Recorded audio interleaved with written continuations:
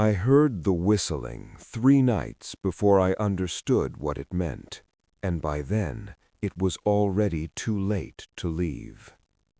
The assignment came to me in early October, delivered through official channels, but wrapped in the kind of bureaucratic vagueness that suggested no one wanted their name attached to it. 47 disappearances over 6 decades in the Shirakami mountain range, a vast expanse of virgin beach forest straddling Aomori and Akita prefectures.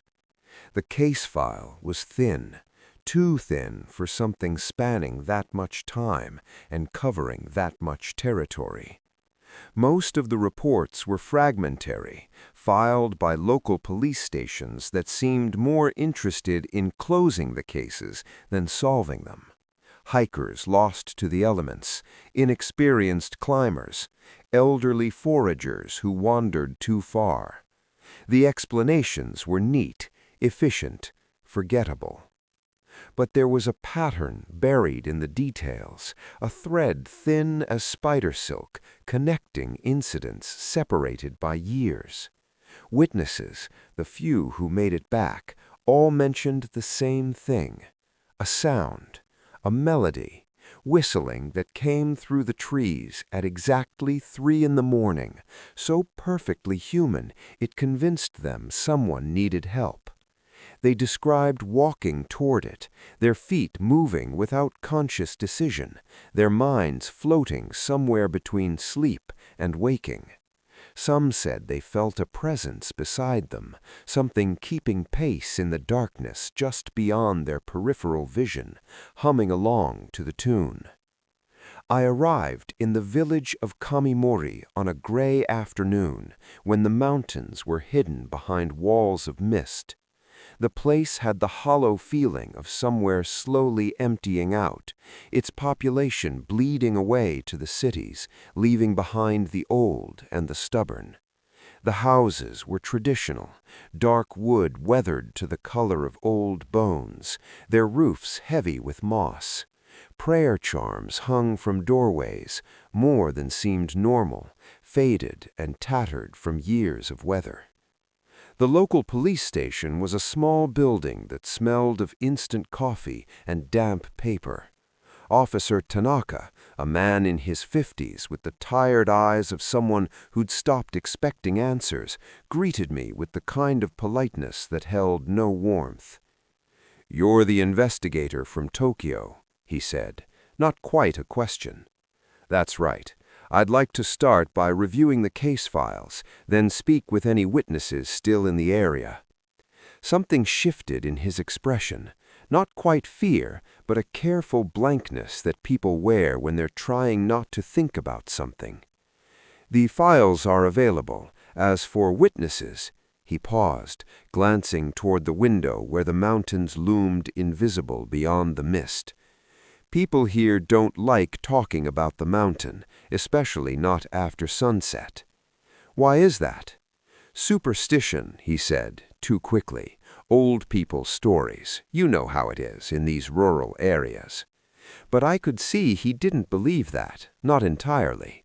There was something else in his voice, something that suggested he'd heard those stories too many times to dismiss them completely. The files he provided were maddeningly inconsistent. A university student in 1983 vanished during a solo camping trip, his tent found undisturbed, boots still lined up neatly outside. A couple in 1995 experienced hikers who radioed their position at 10 p.m. and were never heard from again. A forest ranger in 2008 who left his station to investigate a disturbance and disappeared so completely as if the earth had swallowed him whole. But scattered among the official reports were older documents, handwritten notes, and witness statements that someone had tried to organize chronologically. The earliest dated back to 1962, an elderly mushroom hunter named Yamada Kenji, who stumbled back to the village after 3 days missing, dehydrated and incoherent, babbling about music in the trees. His testimony, recorded in hand in neat characters, was fragmentary but specific. It sounded like my grandson whistling our family song. I followed it for hours, but when I got close, I saw it wasn't standing on 2 legs. I found more accounts like this, brief, disturbing, often dismissed as confusion or hypothermia-induced hallucination. A woman in 1977 who claimed she'd followed whistling through the forest while her body walked and her mind watched from somewhere distant, powerless to stop.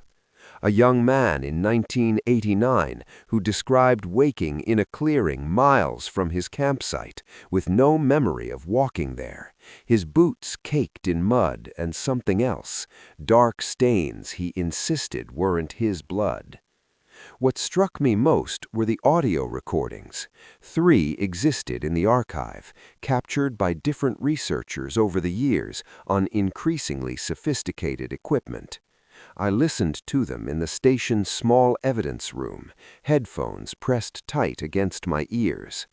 The first was from 1991, recorded on cassette tape by a folklorist studying local legends.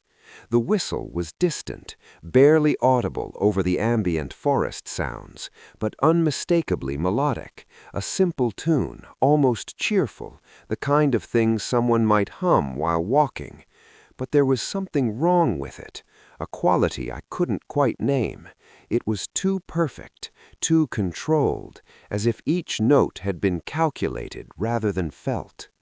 The second recording was from 2003, captured on digital equipment by a team of cryptozoologists. The whistle was clearer here, closer, and I could hear something beneath it, a resonance that didn't belong in a human throat, something wild and animal that made my skin prickle. Halfway through the recording, one of the researchers started breathing faster, heavier, and the whistle changed, subtly matching the rhythm and pitch of those panicked breaths. The third recording was from 2015, just 18 seconds of audio before the equipment apparently malfunctioned. The whistle in this one was different, not a melody, but a response, mimicking sounds the researcher made, a cough, a spoken word, the scrape of boots on stone. Each sound echoed back seconds later, perfectly replicated, but with that same wrong quality underneath, as if something was learning, practicing, getting better at imitation. I played the recordings 3 times each, making notes, trying to analyze them objectively. But each time I listened, the sound seemed to burrow deeper into my mind, and I found myself unconsciously holding my breath, listening for it in the silence between plays. That evening, I interviewed the only recent witness still living in the area, a woman named Sato Fumiko, 73 years old, who'd encountered something in the forest 5 years ago while searching for wild vegetables. She lived alone in a house at the edge of the village, and she invited me in with the formal courtesy of her generation, serving tea with hands that trembled slightly as she poured. "You want to know about the mountain," she said, not looking at me. "About what's up there." "I'm investigating the disappearances. I understand you had an experience." "I heard it," she interrupted. Her voice was soft but firm. "The long listener, that's what my grandmother called it. Something that's been in those mountains since before we built this village, since before anyone can remember." "What is it?" She was quiet for a long time, staring into her teacup. "No one agrees. Some say it's a spirit of someone who died on the mountain, trapped and lonely. Others say it's an animal that lived too long, learned too much from humans. My grandmother said it was something in between, neither one thing or the other anymore, something that forgot what it was and became something new. What did you hear? My husband's voice, she said, quietly. He'd been dead for 2 years, but I heard him calling my name, clear as day, from deeper in the forest, the tune he used to whistle while he worked in the garden. Her hands tightened around the cup. I followed it. I wanted to believe, but the deeper I went, the more wrong it sounded, like someone was trying to be him, but didn't quite understand how. The voice was his, but the rhythm wasn't. The words were right, but something underneath was animal. How did you escape? I didn't. The sun came up, and it stopped. Just stopped mid-whistle, like someone flipped a switch. I found myself standing in a part of the forest I'd never seen before, miles from where I started. There were marks on the trees around me. She looked up then, meeting my eyes. Claw marks, deep ones, arranged in patterns, like music written by something with claws instead of hands. I felt cold despite the warmth of the room. Did you see anything? Shapes in the darkness, something large moving between the trees, eyes that reflected my flashlight, but wrong too high off the ground for a normal animal, and too intelligent. It was watching me, studying me. I could feel it learning from every sound I made. She set down her cup with a soft click. Whatever it is, it's been there a long time, long enough to understand us, long enough to know exactly how to call us. After leaving Sato-san's house, I sat in my rental car for a long time, reviewing my notes under the dome light. The village was dark around me, windows shuttered, streetlights few and far between. Above, when the clouds shifted, I could see the mountains, black shapes against the slightly less black sky, vast and ancient and indifferent. I'd been trained to think rationally, to follow evidence, to find explanations that fit within the boundaries of known reality. But sitting there in the darkness, I felt the boundaries shifting, the rational explanations crumbling like old paper. Something was in those mountains, something that had been there for a very long time. I began my field work the next morning, hiking into the forest with a day pack full of recording equipment, GPS tracker, and enough supplies for an overnight stay. The police had provided maps marking the locations where victims had last been seen, a constellation of red X's spreading across the territory like a rash. Most clustered in a specific area, a deep valley several miles from the nearest trail, where the old-growth forest was particularly dense. The forest itself was beautiful in an oppressive way. Ancient beech trees rose like pillars in a cathedral, their canopy so thick that the light filtering through was green-tinged and aquatic. The ground was carpeted with moss, muffling my footsteps until I felt like a ghost drifting through a landscape of shadows. Birds called occasionally, but the sounds were distant, muted, as if they too were reluctant to disturb something. I found my first anomaly 3 hours in, claw marks on a massive beech trunk, deep gouges that scored the bark in parallel lines. They were too large for a bear, too high off the ground, and when I examined them closely, I saw what Sato-san described. They weren't random. They formed patterns, rhythmic scratches that almost resembled music notation, as if something was using the tree to practice, to remember, to transcribe sounds into physical form. I photographed them, took measurements, collected bark samples. Professional, methodical, pretending my hands weren't shaking slightly. As the day wore on, I noticed other signs, trails through the undergrowth that didn't match any known animal, too wide, too purposeful, leading in directions that made no logical sense. Clearings where the moss had been disturbed in circular patterns, as if something large had been pacing, waiting, and everywhere that sense of being watched, of invisible eyes tracking my movement through the green darkness. I set up camp in a small clearing as the light began to fail, pitching my tent and arranging my equipment with nervous precision. The ranger station had lent me a radio, though they warned the reception was unreliable in the deep forest. I placed it next to my sleeping bag, along with my flashlight, knife, and camera. Then I sat outside my tent and waited for darkness. The forest changed at night. The familiar sounds of birds and insects faded, replaced by a profound silence that felt unnatural, expectant. My fire crackled too loudly. Each pop and snap made me flinch. I tried to eat, but couldn't. My stomach knotted with tension. Instead, I sat with my recording equipment running, microphones pointed into the darkness, waiting for something I both hoped and feared would come. At 11 p.m., I heard something moving in the distance, heavy footsteps that didn't match any animal I knew. They circled my camp, staying just beyond the reach of firelight, patient and unhurried.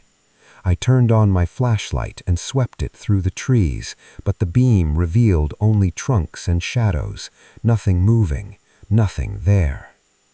The footsteps stopped at midnight. The silence that followed was somehow worse. I retreated to my tent around 1 a.m., exhausted but too wired to sleep. I lay in my sleeping bag with my flashlight on, listening to every small sound, my heart jumping at each rustle of fabric, each whisper of wind through the trees. My phone showed 2:47 a.m., then 2:59 a.m., then 2:58 a.m. At exactly 3 a.m., I heard it. The whistle was soft at first, almost gentle, drifting through the forest like smoke, a simple melody, childlike in its innocence, the kind of tune a parent might sing to help a child sleep. It was coming from somewhere to the north, distant but clear, each note perfect and pure, and I wanted to go to it. The compulsion was physical, overwhelming. My body responded before my mind could object. I found myself unzipping the tent, stepping out into the cold night air, my feet moving toward the sound, while my conscious thoughts screamed at me to stop, to get back inside, to run the other way. But I couldn't stop. My legs carried me forward, drawn by that melody like iron to a magnet. The rational part of my mind was still there, still observing, but it was distant, disconnected, watching helplessly as my body moved through the darkness. I wasn't unconscious. I was aware of everything, the cold air on my face, the rough ground under my bare feet, the branches scratching my arms, but I couldn't control any of it. The whistling led me deeper into the forest, away from my camp, down slopes and through thickets that tore at my clothes.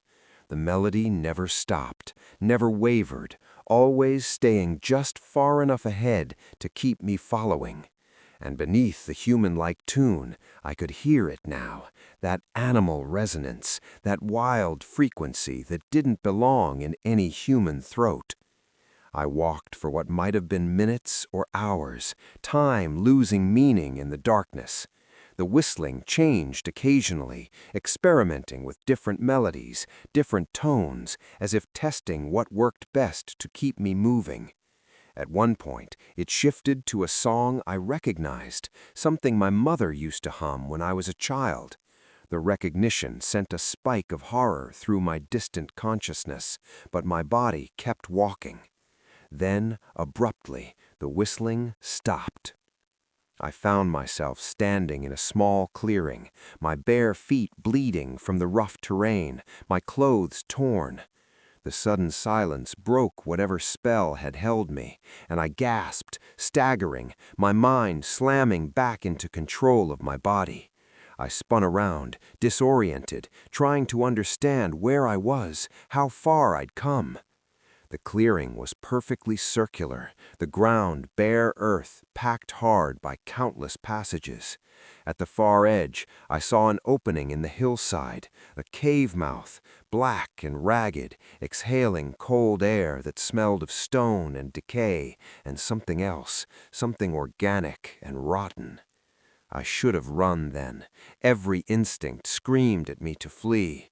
But I'd come here to investigate, to find answers, and the cave was calling to me now, not with whistling, but with a terrible certainty that this was the center of everything, the source of 6 decades of disappearances, the lair of whatever had been calling people into these mountains. I had my flashlight. Somehow I'd grabbed it before leaving my tent, my unconscious mind preparing even as I sleepwalked. I turned it on with shaking hands and approached the cave. The entrance was large, almost 7 feet tall, the stone around it scored with those same claw marks I'd seen on the trees. Inside, the passage sloped downward, narrowing as it descended into the earth. The smell grew stronger, old death, animal musk, and underneath it all, something almost like incense, a sweet rot that coated the back of my throat. I followed the passage down, my light bouncing off stone walls that glittered with moisture. The tunnel twisted and turned, leading deeper into the mountain's heart, and with each step I felt the weight of stone pressing down above me, the ancient solidity of the earth. The passage opened suddenly into a chamber. My light played across the space, and I understood immediately why no one ever found the bodies. The chamber was vast, a natural cavern worn smooth by water over millennia, and covering the floor, piled against the walls, arranged in almost ritual patterns, were bones, hundreds of bones, thousands, dried and brittle, scattered and stacked, a catacomb of victims stretching back further than any records went. Skulls grinned from alcoves, rib cages collapsed into themselves like broken baskets. Long bones lay crossed and recrossed, making patterns I didn't want to interpret. But it wasn't just recent remains.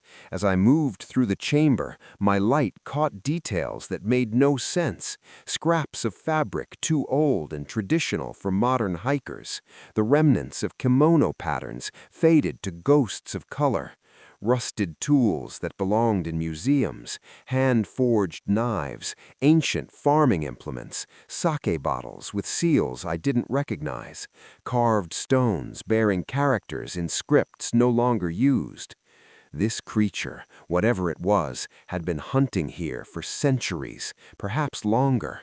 These mountains had been feeding it since before Japan modernized, since before the Meiji Restoration, since before anyone remembered to write its story down. The disappearances I was investigating were just the most recent chapter in a predation that stretched back into prehistory.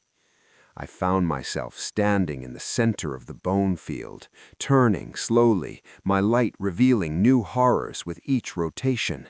And that's when I saw the carvings on the wall, crude but deliberate, scratched into the stone by claws over and over again. Musical notation, melodies rendered in gouges and scratches, a recording system, I realized, with creeping horror. It was writing down the songs, the sounds, the whistles it learned from its victims, preserving them so it wouldn't forget. This wasn't a mindless predator. It was intelligent, patient, methodical.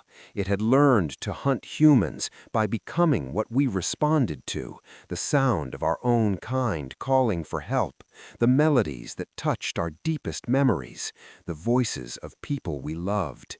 It had evolved alongside us, adapting to our presence, becoming the perfect lure. A sound behind me made me spin, my flashlight beam cutting through the darkness. For a moment, I saw nothing. Then, in the passage I'd entered through, I caught a glimpse of reflected light, eyes too high off the ground, watching me from the tunnel's mouth. The whistling started again, but this time it was right there, filling the chamber, bouncing off the stone walls, until I couldn't tell where it came from. Not a call now, but something else, a response. It knew I was in its den, and it was announcing itself. I ran. Pure instinct took over, my body launching itself toward a different passage at the chamber's far end. Behind me, I heard movement, heavy, quadrupedal, incredibly fast. The whistling changed to something else, a sound that was half howl, half human scream, reverberating through the cavern like a physical force. I burst out of the cave into gray pre-dawn light, my lungs burning, and immediately triggered the emergency beacon I'd somehow had the presence of mind to grab. The device sent out a distress signal, broadcasting my GPS coordinates to the ranger station and police. I didn't stop running until I reached a rocky outcrop where I could see the terrain around me. Only then did I turn, gasping, to look back at the cave entrance. It was there, standing at the opening, half in shadow, half in the weak dawn light. I had expected something from folklore, something spirit-like and insubstantial, but what I saw was brutally, terribly physical. A wolf, but wrong, too large, too old, its body warped by time and survival into something that shouldn't exist. Its fur was matted and gray, patched with scars from decades or centuries of life. Its limbs were too long, its spine curved in a way that suggested it could move on 2 legs or 4. And its head, its skull was too large, too heavy, the snout shortened, the jaw structure changed by time or evolution into something that could better manipulate sound, could better mimic the complex vocalizations of human speech. It opened its jaws, and the whistle came out, not from its throat, but from its mouth, shaped by tongue and teeth and a palate that had adapted over countless years to produce this one perfect sound, this one perfect lure. I heard voices behind me, the rescue team, responding to my beacon faster than I'd expected. Shouts, the crack of rifles as rangers saw what I was seeing and reacted with the primal panic of people confronting something that shouldn't exist. The creature didn't flee immediately. It stood there, watching me, and for a moment I had the insane feeling it was memorizing me, learning me, adding my voice and my sounds to its collection. Then bullets started hitting the stone around it, and it turned and vanished into the cave with a speed that seemed impossible for something so large. The rest happened in a blur.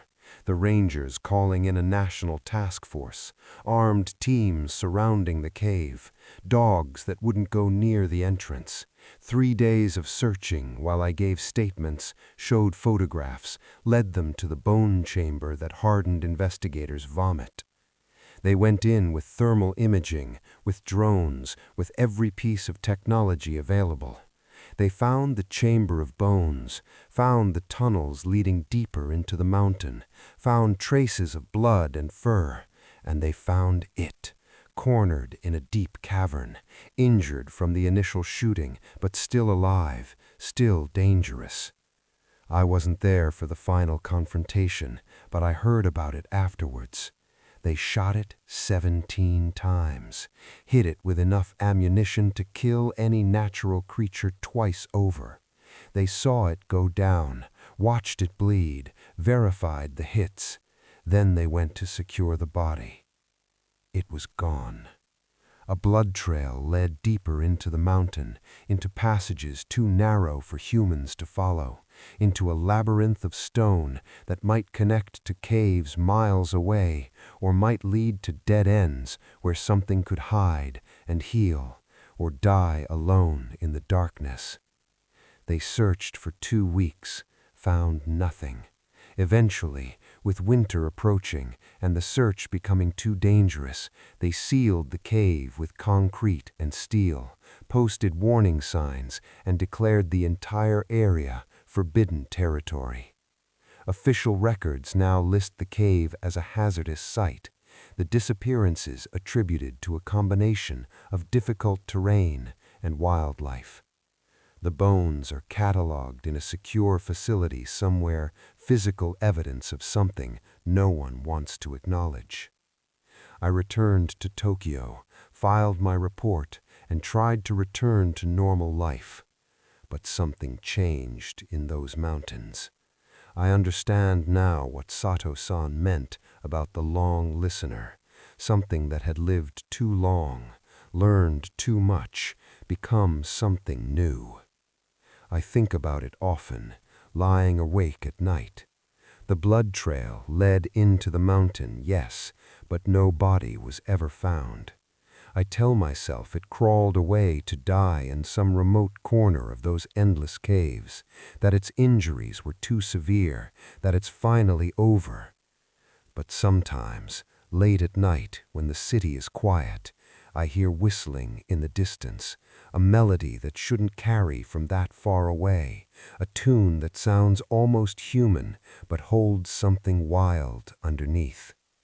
I tell myself it's imagination, that I'm still processing trauma, that the mind plays tricks when exhausted and afraid. But then I remember those eyes watching me from the darkness, that terrible intelligence behind them, that perfect adaptation honed over centuries of practice. And I remember how it learned from every victim, collected every sound, grew more sophisticated with each passing decade. And I wonder, if it survived, where did it go? What other mountains might it shelter it now? What other sounds is it learning to make?